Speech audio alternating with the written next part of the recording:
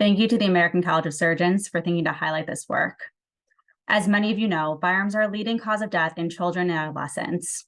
Prior studies had demonstrated that both volume and trauma center designation may be associated with outcomes following traumatic injury in children. However, this complex relationship between center verification and trauma center volume in relation to outcomes among children had not yet been explored, particularly for a high acuity injury such as firearms that likely has relatively lower volumes at pediatric centers than adult centers. In this study, we aim to assess whether firearm injury volume mediated the relationship between ACS trauma center verification level and in-hospital mortality following firearm injury in children. The study was done using California's state data that included all encounters from both the emergency department and inpatient admissions from 2005 to 2018.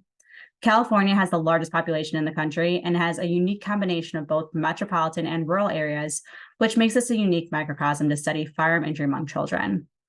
Of the 2,400 children who presented with firearm injury during this time period, we found an overall mortality rate of 8.6%.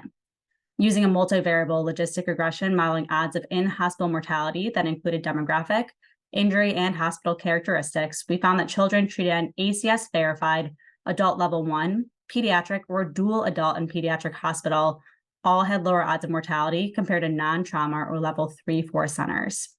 When we included annual center firearm injury volume into this model, the odds of mortality remained approximately the same.